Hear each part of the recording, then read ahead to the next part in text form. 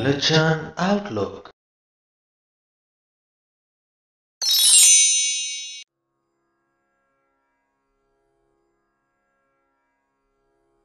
सोरठ महला पंजवां।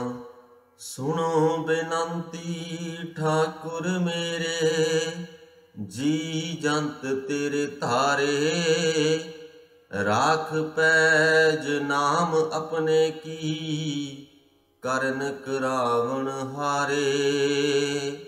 ਉਸ ਸਰਬ ਸ਼ਕਤੀਮਾਨ ਪ੍ਰਮਾਤਮਾ ਦੇ ਅੱਗੇ ਅਰਦਾਸ ਕਰਦੇ ਹੋਏ, ਅਰਜ਼ੋਈ ਕਰਦੇ ਹੋਏ ਗੁਰੂ ਅਰਜਨ ਸਾਹਿਬ ਕਹਿੰਦੇ ਨੇ, ਹੇ ਮੇਰੇ ਠਾਕੁਰ, ਹੇ ਸਭ ਕੁਝ ਕਰ ਸਕਣ ਵਾਲੇ ਤੇ ਸਭ ਜੀਵਾਂ ਦੇ ਪਾਸੋਂ ਕਰਾ ਸਕਣ ਵਾਲੇ ਪ੍ਰਮਾਤਮਾ, ਮੇਰੀ ਬੇਨਤੀ ਸੁਣ। ਜੀ ਜੰਤ ਤੇਰੇ ਧਾਰੇ, ਨਿੱਕੇ ਵੱਡੇ ਸਾਰੇ ਹੀ ਜੀਵ ਤੇਰੇ ਆਸਰੇ ਹਨ। परमात्मा ਨੂੰ ਸੰਬੋਧਨ ਕਰਦੇ ਕਹਿੰਦੇ ਕਿ ਤੁਹਾਡਾ ਨਾਮ ਸ਼ਰਨਯੋਗ ਹੈ, ਕਿ ਤੁਸੀਂ ਆਪਣੀ ਸ਼ਰਨ ਪਏ ਜੀਵਾਂ ਦੀ ਰੱਖਿਆ ਕਰਨ ਵਾਲੇ ਹੋ। ਰਾਖ ਪੈਜ ਨਾਮ ਆਪਣੇ ਕੀ, ਆਪਣੇ ਨਾਮ ਦੀ ਲਾਜ ਰੱਖੋ ਤੇ ਸਾਡੇ ਜੀਵਾਂ ਦੇ ਮਾਇਆ ਦੇ ਬੰਧਨ ਕੱਟ ਦੇਵੋ। ਪ੍ਰਭ ਜੀਓ खसमा ना कर प्यारे, बुरे भले हम थारे रहाओ। हे प्यारे प्रभु जी, तू साडा खसम है, तू खसम वाला फर्ज पूरा कर। चाहे असी भैड़े हाँ, चाहे असी चंगे हाँ, असी तेरे ही हाँ। सुनी पुकार समरथ सुआमी, बंधन काट सवारे। पहर सिर पाओ सेवक जन मेले, नानक प्रगट पहारे। हे नानक आखो, हे भाई, जिन्हां सेवकां दी पुकार सब ताकतां दे मालक प्रभु ने सुन लई, उन्हां दे माया दे बंधन कट के प्रभु ने उन्हां दे जीवन सोहणे बना दिते। ਬੰਧਨ ਕਾਟ ਸਵਾਰੇ। ਉਹਨਾਂ ਸੇਵਕਾਂ ਨੂੰ, ਦਾਸਾਂ ਨੂੰ ਆਦਰ ਮਾਣ ਦੇ ਕੇ ਆਪਣੇ ਚਰਨਾਂ ਦੇ ਵਿੱਚ ਉਸ ਪਰਮਾਤਮਾ ਨੇ ਮਿਲਾ ਲਿਆ ਤੇ ਸੰਸਾਰ ਦੇ ਵਿੱਚ ਉੱਘੇ ਕਰ ਦਿੱਤਾ। ਸੋਰਠ ਮਹਿਲਾ ਪੰਜਵਾਂ। ਜੀ ਜੰਤ ਸਭ ਵਸ ਕਰ ਦੀਨੇ, ਸੇਵਕ ਸਭ ਦਰਬਾਰੇ। अंगीकार कियो प्रभ अपने, भवनिध पार उतारे। हे भाई, प्यारा प्रभु अपने सेवकां नूं अपने दरबार दे विच आदर मान दिंदा है। दुनिया दे सारे जीवां नूं उन्हां दे आग्याकार बना दिंदा है। सेवकां दा सदा पक्ष करदा है ते उन्हां नूं संसार समुंदर तो पार लंघा लैंदा है। ਇੱਥੇ ਇਹ ਗੱਲ ਧਿਆਨ ਦੇਣ ਯੋਗ ਹੈ ਕਿ ਜੋ ਸੇਵਕ ਹੈ ਉਹ ਤਨੋਂ ਮਨੋਂ ਸੇਵਕ ਹੋਣਾ ਚਾਹੀਦਾ, ਪੂਰਾ ਸੱਚਾ ਸੇਵਕ ਹੋਣਾ ਚਾਹੀਦਾ। ਸਿਰਫ ਦਿਖਾਵੇ ਮਾਤਰ ਹੀ ਪ੍ਰਮਾਤਮਾ ਦਾ ਸੇਵਕ ਨਹੀਂ ਹੋਣਾ ਚਾਹੀਦਾ, ਕਿਉਂਕਿ ਉਹ ਸਭ ਦਾ ਜਾਣੀ ਜਾਣ ਹੈ। ਤੁਸੀਂ ਆਪਣੇ ਆਪ ਨਾਲ ਝੂਠ ਬੋਲ ਸਕਦੇ ਹੋ, ਲੋਕਾਂ ਸਾਹਮਣੇ ਸੇਵਕ ਹੋਣ ਦਾ ਦਿਖਾਵਾ ਕਰਕੇ ਉਹਨਾਂ ਨੂੰ ਭੁਲੇਖੇ ਦੇ ਵਿੱਚ ਰੱਖ ਸਕਦੇ ਹੋ, ਪਰ ਉਸ ਪ੍ਰਮਾਤਮਾ ਨੂੰ ਨਹੀਂ। ਇਹਨਾਂ ਪੰਕਤੀਆਂ ਦੇ ਵਿੱਚ ਕਿਤੇ ਨਾ ਕਿਤੇ ਪ੍ਰਮਾਤਮਾ ਦੇ ਸੇਵਕ ਬਣਨ ਦੇ ਫਾਇਦੇ ਦੱਸੇ ਗਏ ਨੇ। ਕਈ ਵਾਰ ਮਨੁੱਖ ਇਹਨਾਂ ਫਾਇਦਿਆਂ ਨੂੰ ਵੇਖਦਿਆਂ ਪ੍ਰਭੂ ਦਾ ਸੇਵਕ ਬਣਨ ਦਾ ਢੋਂਗ ਕਰ ਜਾਂਦਾ ਹੈ ਕਿ ਸ਼ਾਇਦ ਇੱਦਾਂ ਕਰਨ ਨਾਲ ਹੀ ਮੈਨੂੰ ਇਹ ਫਾਇਦੇ ਮਿਲ ਜਾਵਣ, ਪਰ ਇੱਦਾਂ ਨਹੀਂ ਹੁੰਦਾ। ਸਿਰਫ ਤੇ ਸਿਰਫ ਜੇਕਰ ਤੁਸੀਂ ਉਸ ਪ੍ਰਮਾਤਮਾ ਦੇ ਸੱਚੇ ਸੇਵਕ ਬਣੋਗੇ ਤਾਂ ਉਹਦੀ ਯਾਦ ਸਦਾ ਤੁਹਾਡੇ ਦਿਲ ਦੇ ਵਿੱਚ ਬਣੀ ਰਹੇਗੀ। ਕੁਝ ਵੀ ਕਰਨ ਵੇਲੇ ਪ੍ਰਮਾਤਮਾ ਦਾ ਸੰਗ ਤੁਹਾਡੇ ਨਾਲ ਹੋਵੇਗਾ। ਪ੍ਰਮਾਤਮਾ ਇੱਕ ਗਾਈਡ ਦੇ ਤੌਰ ਤੇ, ਇੱਕ ਰਾਹਦਾਰ ਦੇ ਤੌਰ ਤੇ ਹਮੇਸ਼ਾ ਤੁਹਾਡੇ ਨਾਲ ਹੋਏਗਾ। ਜੀਵਨ ਦੇ ਵਿੱਚ ਤੁਸੀਂ ਕਦੇ ਵੀ ਕੋਈ ਗਲਤ ਫੈਸਲਾ ਨਹੀਂ ਲਓਗੇ, ਗਲਤ ਕੰਮ ਨਹੀਂ ਕਰੋਗੇ। ਜਦੋਂ ਅਜਿਹਾ ਨਹੀਂ ਕਰੋਗੇ ਤਾਂ ਆਦਰ ਮਾਣ ਆਪਣੇ ਆਪ ਹੀ ਮਿਲ ਜਾਵੇਗਾ। ਜਦੋਂ ਗੁਰੂ ਸਾਹਿਬ ਕਹਿੰਦੇ ਨੇ ਕਿ ਪ੍ਰਮਾਤਮਾ ਆਪਣੇ ਸੇਵਕਾਂ ਦਾ ਸਦਾ ਪੱਖ ਕਰਦਾ ਹੈ, ਉਹਦਾ ਭਾਵ ਹੀ ਇਹ ਹੈ ਕਿ ਜੋ ਪ੍ਰਭੂ ਦੇ ਸੇਵਕ ਹਨ ਉਹਨਾਂ ਦੇ ਨਾਲ ਉਹਨਾਂ ਨੂੰ ਰਾਹ ਦੱਸਣ ਵਾਲਾ ਪ੍ਰਮਾਤਮਾ ਸਦਾ ਹੁੰਦਾ ਹੈ। ਉਹਨਾਂ ਦੇ ਜੀਵਨ ਦੇ ਛੋਟੇ ਵੱਡੇ ਫੈਸਲਿਆਂ ਦੇ ਵਿੱਚ ਪ੍ਰਮਾਤਮਾ ਦੀ ਸਲਾਹ ਹੁੰਦੀ ਹੈ। ਜੋ ਪ੍ਰਭੂ ਦੇ ਸੇਵਕ ਨਹੀਂ ਹਨ ਉਹ ਸੁਤੇ ਸਿੱਧ ਹੀ ਆਪਣੇ ਜੀਵਨ ਨੂੰ ਬਤੀਤ ਕਰਦੇ ਜਾਂਦੇ ਨੇ। ਜਿੱਦਾਂ ਦੇ ਫੈਸਲੇ ਉਹਨਾਂ ਦੇ ਮਨ ਵਿੱਚ ਆਈ ਜਾਂਦੇ ਨੇ ਉਹ ਕਰਦੇ ਜਾਂਦੇ ਨੇ। ਫਿਰ ਉਹ ਚੰਗੇ ਮਾੜੇ ਦੀ ਪੜਚੋਲ ਨਹੀਂ ਕਰਦੇ, ਇਸ ਗੱਲ ਦੀ ਪੜਚੋਲ ਨਹੀਂ ਕਰਦੇ ਕਿ ਕਿਹੜੇ ਫੈਸਲੇ ਦੇ ਉਹਨਾਂ ਨੂੰ ਭਵਿੱਖ ਦੇ ਵਿੱਚ ਕਿੱਦਾਂ ਦੇ ਨਤੀਜੇ ਵੇਖਣ ਨੂੰ ਮਿਲ ਸਕਦੇ ਨੇ। ਸੇਵਕਾਂ ਦੇ ਸੰਗ ਪ੍ਰਮਾਤਮਾ ਹੁੰਦਾ ਹੈ ਇਹ ਚੀਜ਼ਾਂ ਦੱਸਣ ਵਾਲਾ, ਕਿਉਂਕਿ ਸੇਵਕਾਂ ਦਾ ਉਹ ਪ੍ਰਮਾਤਮਾ ਪੱਖ ਕਰਦਾ ਹੈ। ਸੰਤਨ ਕੇ ਕਾਰਜ ਸਗਲ ਸਵਾਰੇ, ਦੀਨ ਦਇਆਲ ਕਿਰਪਾਲ ਕਿਰਪਾ ਨਿਧ, ਪੂਰਨ ਖਸਮ ਹਮਾਰੇ ਰਹਾਉ। ਇਹ ਭਾਈ ਸਾਡਾ ਖਸਮ ਦੀਨਾਂ ਉੱਤੇ ਦਇਆ ਕਰਨ ਵਾਲਾ ਹੈ, ਕਿਰਪਾ ਦਾ ਘਰ ਹੈ, ਕਿਰਪਾ ਦਾ ਖਜ਼ਾਨਾ ਹੈ, ਸਭ ਤਾਕਤਾਂ ਦਾ ਮਾਲਕ ਹੈ। ਸਾਡਾ ਖਸਮ ਪ੍ਰਭੂ ਸੰਤ ਜਨਾਂ ਦੇ ਸਾਰੇ ਕੰਮ ਸਵਾਰ ਦਿੰਦਾ ਹੈ। ਆਓ ਬੈਠ ਆਦਰ ਸਭ ਥਾਈ, ਊਨ ਨ ਕਤਹੂੰ ਬਾਤਾਂ, ਭਗਤ ਸਿਰ ਪਾਓ ਦਿਓ ਜਨ ਆਪਣੇ, ਪ੍ਰਤਾਪ ਨਾਨਕ ਪ੍ਰਭ ਜਾਤਾ। ਇਹ ਨਾਨਕ ਆਖੋ ਪ੍ਰਮਾਤਮਾ ਦੇ ਸੇਵਕਾਂ ਨੂੰ, ਸੰਤ ਜਨਾਂ ਨੂੰ ਹਰ ਥਾਂ ਆਦਰ ਮਿਲਦਾ ਹੈ, ਹਰ ਥਾਂ ਲੋਕ ਜੀ ਆਇਆਂ ਆਖਦੇ ਹਨ। ਸੰਤ ਜਨਾਂ ਨੂੰ ਕਿਸੇ ਗੱਲੇ ਕੋਈ ਥੁੜ ਨਹੀਂ ਰਹਿੰਦੀ, ਉਹਨਾਂ ਨੂੰ ਆਪਣੇ ਜੀਵਨ ਦੇ ਵਿੱਚ ਕਿਸੇ ਵੀ ਪ੍ਰਕਾਰ ਦੀ ਕੋਈ ਕਮੀ ਮਹਿਸੂਸ ਨਹੀਂ ਹੁੰਦੀ। ਜੋ ਪ੍ਰਮਾਤਮਾ ਦੇ ਸੇਵਕ ਹਨ ਉਹਨਾਂ ਦੇ ਵਿੱਚ ਇੱਕ ਗੱਲ ਬੜੀ ਖਾਸ ਹੁੰਦੀ ਹੈ ਕਿ ਉਹਨਾਂ ਦੇ ਜੀਵਨ 'ਚ ਜੋ ਕੁਝ ਵੀ ਹੁੰਦਾ ਹੈ ਉਹਦੇ ਤੋਂ ਉਹ ਸੰਪੂਰਨ ਤੌਰ 'ਤੇ ਖੁਸ਼ ਹੁੰਦੇ ਨੇ। ਜੇ ਕੁਝ ਉਹਨਾਂ ਨੂੰ ਹੋਰ ਮਿਲ ਜਾਂਦਾ ਹੈ ਉਹਨੂੰ ਖਿੜੇ ਮੱਥੇ ਸਵੀਕਾਰ ਕਰਦੇ ਨੇ। ਜੇ ਕੁਝ ਨਹੀਂ ਮਿਲਦਾ ਤਾਂ ਉਸ ਗੱਲ ਦਾ ਕਦੇ ਸ਼ਿਕਵਾ ਨਹੀਂ ਕਰਦੇ। ਉਹਨਾਂ ਦੇ ਅੰਦਰ ਨਾ ਹੀ ਤੇ ਕੁਝ ਹਾਸਲ ਕਰਨ ਦੀ ਚਾਹਤ ਹੁੰਦੀ ਹੈ ਤੇ ਨਾ ਹੀ ਸਭ ਕੁਝ ਤਿਆਗ ਦੇਣ ਦੀ ਇੱਛਾ ਹੁੰਦੀ ਹੈ। ਹਰ ਪ੍ਰਕਾਰ ਦੇ ਦੁਨਿਆਵੀ ਪਦਾਰਥਾਂ ਦੇ ਵਿੱਚ ਵਿਚਰਦੇ ਹੋਏ ਉਹ ਅਡੋਲ ਰਹਿੰਦੇ ਹਨ। ਪਰਮਾਤਮਾ ਆਪਣੇ ਸੇਵਕਾਂ ਨੂੰ ਆਪਣੀ ਭਗਤੀ ਦਾ ਸਰੋਪਾ ਬਖਸ਼ਦਾ ਹੈ। ਇਸ ਤਰ੍ਹਾਂ ਪਰਮਾਤਮਾ ਦਾ ਤੇਜ ਪ੍ਰਤਾਪ ਸਾਰੇ ਸੰਸਾਰ ਦੇ ਵਿੱਚ ਰੌਸ਼ਨ ਹੋ ਜਾਂਦਾ ਹੈ। ਸੋਰਠ ਮਹਿਲਾ ਨੌਵਾਂ। ਇੱਕ ਓੰਕਾਰ ਸਤਿਗੁਰ ਪ੍ਰਸਾਦ। ਰੇ ਮਨ ਰਾਮ ਸਿਉ ਕਰ ਪ੍ਰੀਤ, ਸ਼੍ਰਵਨ ਗੋਬਿੰਦ ਗੁਣ ਸੁਨੋ, ਅਰ ਗਾਓ ਰਸਨਾ ਗੀਤ। ਰਹਾਉ। ਇਹ ਮੇਰੇ ਮਨ ਪ੍ਰਮਾਤਮਾ ਨਾਲ ਪਿਆਰ ਬਣਾ। ਰੇ ਮਨ ਰਾਮ ਸਿਉ ਕਰ ਪ੍ਰੀਤ। ਕੰਨਾਂ ਦੇ ਨਾਲ ਪ੍ਰਮਾਤਮਾ ਦੀ ਉਸਤਤ ਸੁਣਿਆ ਕਰ ਅਤੇ ਜੀਵ ਦੇ ਨਾਲ ਪ੍ਰਮਾਤਮਾ ਦੀ ਸਿਫਤ ਸਲਾਹ ਦੇ ਗੀਤ ਗਾਇਆ ਕਰ।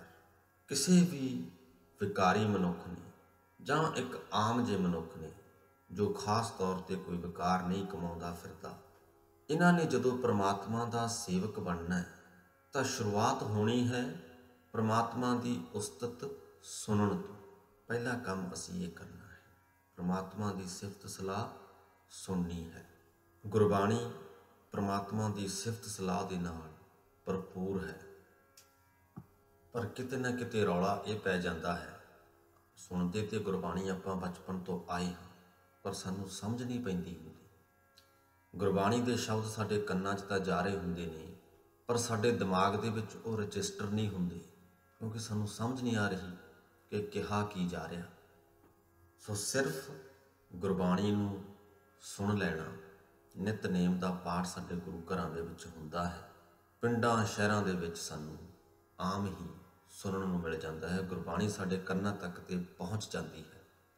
ਥੋੜ੍ਹੀ ਜਿਹੀ ਕੋਸ਼ਿਸ਼ ਕਰਕੇ ਜੇ ਅਰਥਾਂ ਨੂੰ ਸਮਝ ਲਈਏ ਤੇ ਉਹੀ ਗੁਰਬਾਣੀ ਸਾਡੇ ਸਿਰਫ ਕੰਨਾਂ ਤੱਕ ਸੀਮਤ ਨਹੀਂ ਰਹਿੰਦੀ, ਸਾਡੇ ਦਿਮਾਗ ਤੱਕ ਵੀ ਪਹੁੰਚਣ ਲੱਗਦੀ ਹੈ। ਇੱਥੇ ਸਾਡਾ ਪਹਿਲਾ ਕਦਮ ਸੰਪੂਰਨ ਹੋ ਜਾਂਦਾ ਹੈ ਪ੍ਰਭੂ ਦੇ ਸੇਵਕ ਬਣਨ ਦੇ ਰਾਹ ਦੇ ਉੱਤੇ। ਪ੍ਰਭੂ ਦੀ ਸਿਫਤ ਸਲਾਹ ਅਸੀਂ ਸੁਣਨੀ ਸ਼ੁਰੂ ਕਰਦੇ ਹਾਂ। ਅਗਲਾ ਕਦਮ ਹੁੰਦਾ ਕਿ ਅਸੀਂ ਖੁਦ ਆਪਣੀ ਰਸਨਾ ਤੋਂ, ਆਪਣੀ ਜੀਭ ਤੋਂ ਪ੍ਰਭੂ ਦੀ ਸਿਫਤ ਸਲਾਹ ਕਰੀਏ। ਉਹਦੇ ਲਈ ਜ਼ਰੂਰੀ ਨਹੀਂ ਕਿ ਅਸੀਂ ਗੁਰਬਾਣੀ ਪੜ੍ਹ ਕੇ ਹੀ ਪ੍ਰਭੂ ਦੀ ਸਿਫਤ ਸਲਾਹ ਕਰਨੀ ਹੈ। ਅਸੀਂ ਆਪਣੀ ਆਮ ਭਾਸ਼ਾ ਦੇ ਵਿੱਚ ਵੀ ਉਸ ਪਰਮਾਤਮਾ ਦੀ ਸਿਫਤ ਸਲਾਹ ਕਰ ਸਕਦੇ ਹਾਂ। ਉਹਦੀ ਵਡਮੁੱਲਤਾ ਦਾ ਗੁਣਗਾਨ ਕਰ ਸਕਦੇ ਹਾਂ। ਉਹਦੀ ਬਣਾਈ ਇਸ ਕੁਦਰਤ ਨੂੰ ਵੇਖ ਕੇ ਆਪਣੇ ਮਨ ਦੇ ਵਿੱਚ ਹੀ ਵਾਹ ਵਾਹ ਕਰ ਸਕਦੇ ਹਾਂ। ਕਿੰਨੀ ਵਿਸ਼ਾਲ ਤੇ ਗੁੰਝਲਦਾਰ ਇਹ ਕੁਦਰਤ ਪਰਮਾਤਮਾ ਨੇ ਬਣਾਈ ਹੈ। ਇਹ ਗੱਲ ਆਪਣੇ ਸਕੇ ਸੰਬੰਧੀਆਂ ਦੇ ਨਾਲ ਕਰ ਸਕਦੇ ਹਾਂ। ਸੋ ਪਹਿਲਾਂ ਸ਼ਰਵਨ ਗੋਬਿੰਦ ਗੁਣ ਸੁਣੋ ਤੇ ਫਿਰ ਰਗਾਓ ਰਸਨਾ ਗੀਤ। ਪਹਿਲਾਂ ਕੰਨਾਂ ਦੇ ਨਾਲ ਉਸ ਪ੍ਰਮਾਤਮਾ ਦੀ ਉਸਤਤ ਸੁਣੀਏ ਤੇ ਫਿਰ ਜੀਭ ਦੇ ਨਾਲ ਉਸਤਤ ਕਰੀਏ। ਕਰ ਸਾਧ ਸੰਗਤ ਸਿਮਰ ਮਾਧੋ, ਹੋਏ ਪਤਿਤ ਪੁਨੀਤ। ਕਾਲ ਬਿਆਲ ਜਿਉ ਪਰਿਓ ਡੋਲੈ, ਮੁਖ ਪਸਾਰੇ ਮੀਤ। ਇਹ ਭਾਈ ਗੁਰਮੁਖਾਂ ਦੀ ਸੰਗਤ ਕਰਿਆ ਕਰੋ, ਪ੍ਰਮਾਤਮਾ ਦਾ ਸਿਮਰਨ ਕਰਦੇ ਰਿਹਾ ਕਰੋ। ਸਿਮਰਨ ਦੀ ਬਰਕਤ ਨਾਲ ਤਾਂ ਵਿਕਾਰੀ ਵੀ ਪਵਿੱਤਰ ਬਣ ਜਾਂਦੇ ਨੇ। ਇਹ ਮਿੱਤਰ, ਇਸ ਕੰਮ ਦੇ ਵਿੱਚ ਆਲਸ ਨਾ ਕਰ। ਵੇਖ, ਮੌਤ ਜੋ ਹੈ ਉਹ ਸੱਪ ਵਾਂਗ ਮੂੰਹ ਖੋਲ ਕੇ ਪਈ ਫਿਰਦੀ ਹੈ। ਆਜ ਕਾਲ ਫੁਨ ਤੋਹੇ ਗ੍ਰਸ ਹੈ, ਸਮਝ ਰਾਖੋ ਚੀਤ। ਕਹਿ ਨਾਨਕ ਰਾਮ ਭਜ ਲੈ, ਜਾਤ ਅਵਸਰ ਬੀਤ। ਇਹ ਭਾਈ ਆਪਣੇ ਚਿੱਤ ਦੇ ਵਿੱਚ ਸਮਝ ਰੱਖ ਕਿ ਇਹ ਮੌਤ ਤੈਨੂੰ ਵੀ ਛੇਤੀ ਹੀ ਹੜੱਪ ਕਰ ਜਾਏਗੀ। ਬਹੁਤਾ ਸਮਾਂ ਸਾਡੇ ਕੋਲ ਨਹੀਂ ਹੈ। ਨਾਨਕ ਤੈਨੂੰ ਆਖਦਾ ਹੈ ਕਿ ਹੁਣ ਵੇਲਾ ਹੈ, ਅਜੇ ਵੇਲਾ ਹੈ, ਪ੍ਰਮਾਤਮਾ ਦਾ ਭਜਨ ਕਰ ਲੈ। ਇਹ ਵੇਲਾ ਲੰਘਦਾ ਜਾ ਰਿਹਾ ਹੈ। ਸੋਰਠ ਮਹਿਲਾ ਨੌਵਾਂ। ਮਨ ਕੀ ਮਨ ਹੀ ਮਾਹਿ ਰਹੀ, ਨਾ ਹਰ ਭਜੇ ਨਾ ਤੀਰਥ ਸੇਵੇ। ਚੋਟੀ ਕਾਲ ਗਹੀ ਰਹਾਓ। ਇਹ ਭਾਈ ਵੇਖੋ, ਜੋ ਮਾਇਆ ਧਾਰੀ ਹੈ ਉਹਦੀ ਮੰਦ ਭਾਗਤਾ ਵੇਖੋ। ਉਹਦੇ ਮਨ ਦੀ ਆਸ ਮਨ ਦੇ ਵਿੱਚ ਹੀ ਰਹਿ ਗਈ। ਨਾ ਉਸਨੇ ਪ੍ਰਮਾਤਮਾ ਦਾ ਭਜਨ ਕੀਤਾ, ਨਾ ਹੀ ਸੰਤ ਜਨਾਂ ਦੀ ਸੇਵਾ ਕੀਤੀ। ਤੀਰਥ ਸ਼ਬਦ ਤੋਂ ਇੱਥੇ ਭਾਵ ਹੈ ਸੰਤ ਜਨ। ਨਾ ਉਹਨੇ ਪ੍ਰਮਾਤਮਾ ਦਾ ਭਜਨ ਕੀਤਾ, ਨਾ ਸੰਤ ਜਨਾਂ ਦੀ ਸੇਵਾ ਕੀਤੀ, ਤੇ ਮੌਤ ਨੇ ਆ ਕੇ ਉਹਦੀ ਬੋਦੀ ਫੜ ਲਈ। ਚੋਟੀ ਕਾਲ ਗਹੀ। ਦਾਰਾ ਮੀਤ ਪੂਤ ਰਥ ਸੰਪਤ, ਧਨ ਪੂਰਨ ਸਭ ਮਹੀ।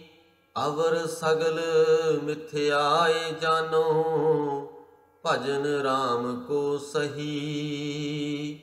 ਇਹ ਭਾਈ, ਇਸਤਰੀ ਮਿੱਤਰ ਪੁੱਤਰ ਗੱਡੀਆਂ ਮਾਲ ਸਬਾਬ ਧਨ ਪਦਾਰਥ ਸਾਰੀ ਹੀ ਧਰਤੀ, ਇਹ ਸਭ ਕੁਝ ਨਾਸਵੰਤ ਸਮਝੋ। ਜੋ ਅਸਲ ਹੈ, ਜੋ ਸਥਾਈ ਹੈ, ਉਹ ਪ੍ਰਮਾਤਮਾ ਦਾ ਭਜਨ ਹੈ। ਭਜਨ ਰਾਮ ਕੋ ਸਹੀ। ਫਿਰਤ ਫਿਰਤ ਬਹੁਤੇ ਜੁਗ ਹਾਰਿਓ, ਮਾਨਸ ਦੇਹ ਲਹੀ। ਨਾਨਕ ਕਹਿਤ ਮਿਲਨ ਕੀ ਬਰੀਆ, ਸਿਮਰਤ ਕਹਾ ਨਹੀਂ। ਇਹ ਭਾਈ, ਕਈ ਯੁੱਗ ਕਈ ਜੂਨਾਂ ਦੇ ਵਿੱਚ ਭਟਕ ਭਟਕ ਕੇ ਤੂੰ ਥੱਕ ਗਿਆ ਸੀ।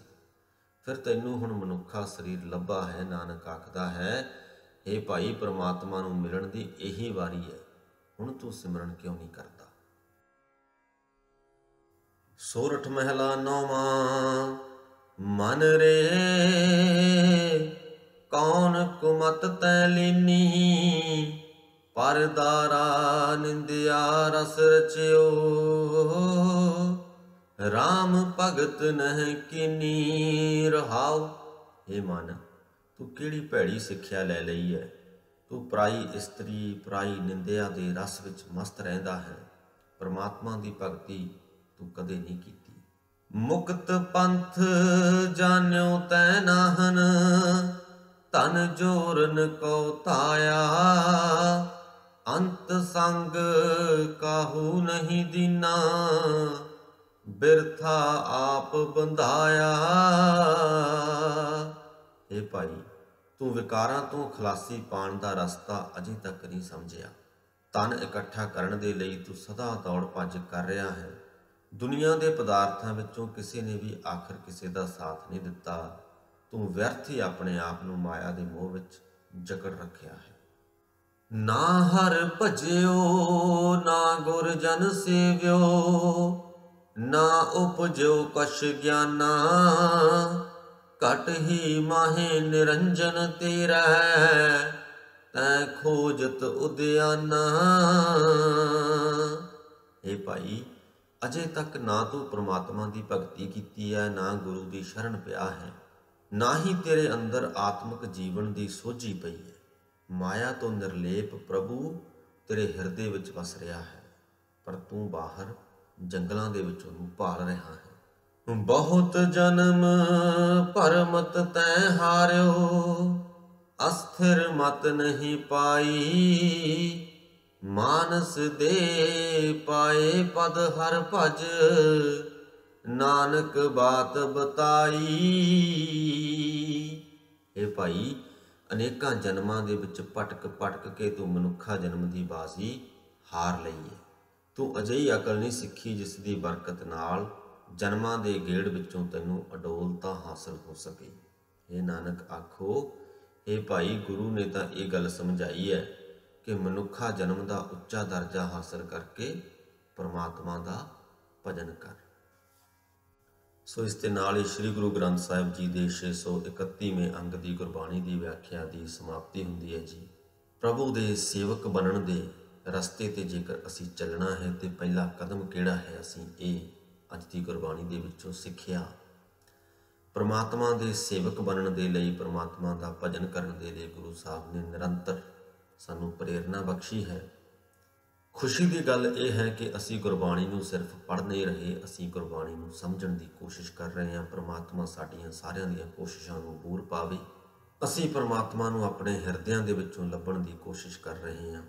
ਪਰਮਾਤਮਾ ਨੂੰ ਲੱਭਣ ਦੇ ਲਈ ਬਾਹਰ ਜੰਗਲਾਂ ਦੇ ਵਿੱਚ ਨਹੀਂ ਭਟਕ ਰਹੇ। ਇੰਨੀ ਸੋਝੀ ਪਰਮਾਤਮਾ ਨੇ ਸਾਨੂੰ ਬਖਸ਼ੀ ਹੈ। ਉਸ ਪਰਮਾਤਮਾ ਦੇ ਧੰਨਵਾਦੀ ਹੋਈਏ ਤੇ ਉਹਦੇ ਅੱਗੇ ਅਰਦਾਸ ਕਰੀਏ ਕਿ ਸਾਡੇ ਉੱਪਰ ਆਪਣੀ ਇਹ ਮਿਹਰ ਉਹ ਪਰਮਾਤਮਾ ਇੰਝ ਹੀ ਬਣਾਈ ਰੱਖੇ ਤੇ ਸਾਰੀ ਲੋਕਾਈ ਦੇ ਉੱਪਰ ਆਪਣੀ ਇਹ ਮਿਹਰ ਕਰੇ। ਸਾਰੇ ਹੀ ਪਰਮਾਤਮਾ ਦੇ ਸੇਵਕ ਹੋ ਜਾਵਣ ਤੇ ਰੱਬ ਕਰੇ ਇਸ ਦੁਨੀਆ ਦੇ ਵਿੱਚੋਂ ਬੁਰਾਈਆਂ ਦਾ ਅੰਤ ਹੋ ਜਾਵੇ। ਇਸੇ ਅਰਦਾਸ ਬੇਨਤੀ ਦੇ ਨਾਲ ਹੀ ਅੱਜ ਦੀ ਵੀਡੀਓ ਦੀ ਸਮਾਪਤੀ ਕਰਦੇ ਹਾਂ ਜੀ। ਬੁਲਾਓ ਫਤਿਹ। ਵਾਹਿਗੁਰੂ ਜੀ ਕਾ ਖਾਲਸਾ, ਵਾਹਿਗੁਰੂ ਜੀ ਕੀ ਫਤਿਹ।